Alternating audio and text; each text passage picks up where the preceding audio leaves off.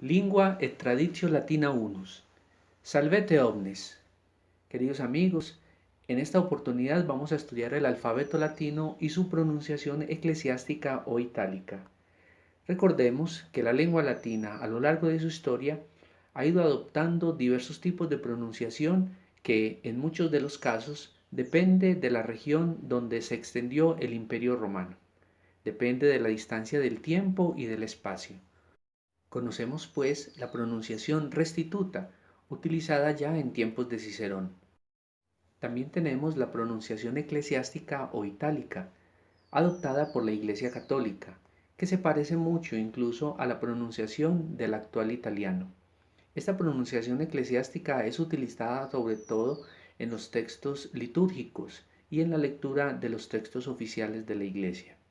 También existen otros tipos de pronunciaciones que dependen muchísimo de la región donde se extendió el Imperio Romano, como por ejemplo la pronunciación hispánica, que fue adoptada sobre todo en la península ibérica. Miremos ahora entonces el alfabeto latino y cómo se pronuncia en la forma eclesiástica. Igual, este alfabeto consta de 23 letras, que podemos distinguir en las formas mayúsculas igual a nuestra grafía, la que tenemos nosotros en nuestra lengua castellana. En las minúsculas también son iguales a las nuestras, pero notemos una pequeña diferencia. La U, nuestra U, en la lengua latina en mayúscula se escribe como la B corta nuestra, porque en realidad para el latín es una U. En la forma eclesiástica, el alfabeto se lee de la siguiente manera: A, B, C, D, E, F, Y, H, I, K, L, M, N, O, P, Q, R, S, T, U, X, Y o Y y Z. Podemos notar que falta la J y la W. En realidad, la J es la misma I, que en algunas palabras aparece al principio escrita como la J para indicar un poco la largueza de esta vocal, como por ejemplo en la palabra Ianuarius, que puede aparecer en la escritura como Ianuarius. La W no existe para la lengua latina. Las vocales son las mismas 5 del castellano: A, E, I, O, U. Podemos encontrar en los escritos algunas veces este signo sobre cada una de las vocales, como una pequeña U encima de cada vocal. Esto indica que la vocal es breve, es decir, que en la manera de pronunciarse tiene solamente un tono: A, E, I, O, U. Y puede aparecer este macrón, que es una pequeña raya sobre la vocal, indicando que es una vocal larga. Solamente indica que tiene un tono más en la pronunciación: A, E, I, O, U. Por ejemplo, en palabras como arator, ventus, in Chile, odorus, tutus. Los diptongos latinos son tres. Se escriben como aparecen aquí: AE, OE, AU. En la pronunciación eclesiástica, cada uno de estos diptongos se pronuncian de la siguiente manera: E, E, AU. Indica que el diptongo entonces es largo, como por ejemplo palabras como cellus, pena, aurum. El resto de las uniones de vocales en latín no se consideran diptongos.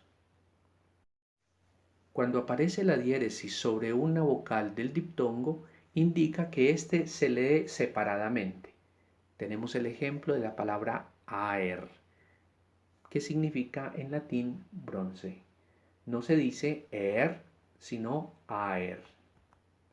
Las consonantes se pronuncian igual que en el castellano. Solamente estas que tenemos señaladas en rojo tendrán algunas particularidades que veremos más adelante. Miremos las que están en negro. La B, bonus; D, como en la palabra deus; la F, como en la palabra fides; la K, como en la palabra Kyrie; la L como en la palabra lis, la M como en la palabra manus, la N como en la palabra natalis, la P como en la palabra pater, la R como en la palabra res, la S como en la palabra sed y la T como en la palabra tractatus. Miremos cada una de las particularidades en algunas consonantes en la pronunciación eclesiástica. La letra ch tiene dos particularidades.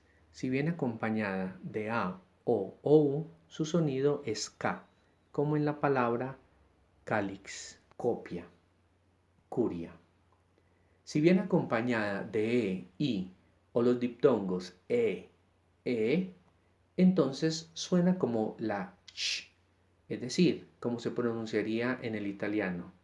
Celer, cicero, cepa, ceptum. La G también tiene dos particularidades en su pronunciación. Si viene acompañada de las vocales A o U, su sonido es G, como la nuestra, como en las palabras Galia, Lego, Pelagus. Si viene acompañada de las vocales E, I y el diptongo E o E, se pronuncia como la Y, como en el inglés. Genu, Regina, Jesum. La H tiene igualmente dos particularidades. Cuando la H viene en medio de dos I, se pronuncia como la K, Miki. En el resto de los casos es muda. Vehementer, homo. La T tiene también dos particularidades. Si viene seguida de la unión de las vocales ia, ie, io e iu, entonces su sonido es ts, ts. Esencia, actio, consiúncula. Hay una excepción para esta regla. La palabra totius no se pronuncia totius, sino totius. La segunda particularidad de esta consonante T es que cuando viene seguida de vocales solas, entonces suena como nuestra T, como en las palabras articulus, instanter, tullius.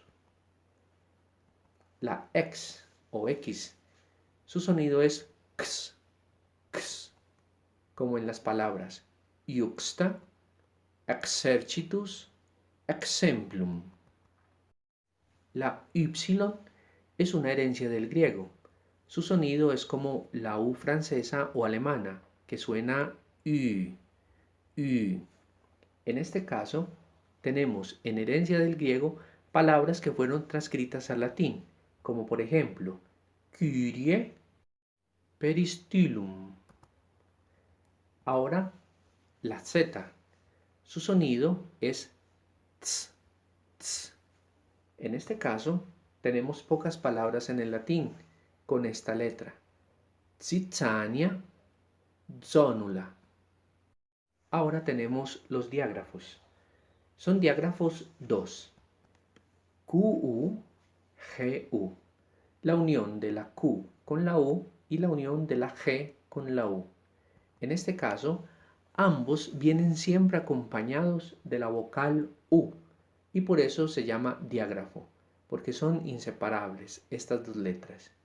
En el caso de QU, su sonido es independiente, Q, como en la palabra cuoque y en la palabra cuicunque.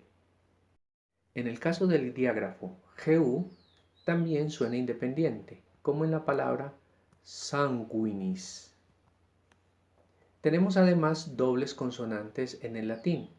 Todas las consonantes geminadas, es decir, que son gemelas, se pronuncian independientemente. Por ejemplo, la W como en la palabra abbas, la doble D como en la palabra addictus, la doble F como en la palabra eficaz, La doble G, como en la palabra ayer. En este caso, notamos que la segunda G, por venir acompañada de una E, tiene el sonido de la Y. La doble L, igualmente cada letra se pronuncia iluk. La doble M, immunis. La doble N, annus. La doble P, hipo. La doble R, carus. La doble S, sedum. La doble T, atente. Tenemos además dobles consonantes que tienen sonidos particulares. Comencemos por las que vienen acompañadas de la letra C. La doble C tiene dos particularidades. La primera, si viene acompañada de las vocales E, I y los diptongos E, entonces su sonido será tsh, tsh. Recordemos que esta regla viene sustentada por aquella que habíamos mencionado al principio, cuando dijimos que la C, acompañada de estas mismas vocales, tiene sonido de sh. En el caso de venir acompañada de otra consonante, aumenta un sonido, tsh, tsh, como en la palabra eche. Cuando viene acompañada de las vocales A, O, U, entonces su sonido es independiente, como en la regla que vimos anteriormente. Peccatum. La doble consonante CH. Su sonido es K, como en la palabra chorus, aquibus, aquémenes. La doble consonante SC tiene dos particularidades. Si viene acompañada de los vocales E, I y los diptongos E, su sonido es sh, sh, como en la palabra ascendo discipulus. Si viene acompañada de las vocales A o U, su sonido es independiente, sk, como en la palabra muscus, musca. La doble consonante XC tiene dos particularidades. Si viene acompañada de las vocales EI y los diptongos E, su sonido es kch, kch, como en la palabra excelsis, excidium. Si viene acompañada de las vocales A o U, su sonido es sk, como en la palabra excavo, excubo. Si notamos al principio, el alfabeto latino no tiene la letra ñ de nuestro castellano, pero sí tiene este sonido y es de una doble consonante, la GN. Su sonido en la pronunciación eclesiástica es ñ. Por ejemplo, en las palabras años, añosco, iñis. No decimos años, añosco, ignis, sino el sonido seco de la ñ. Tenemos igualmente una doble consonante, herencia también del griego, la PH. Su sonido es f, como en la palabra philosophus, phoenix, philippus. Tenemos otra herencia griega, la TH, que se utiliza en la transcripción de palabras que vienen de esta lengua. Su sonido en latín es T. Teatrum, terme, thalamus. Gracias plurimas. Valete.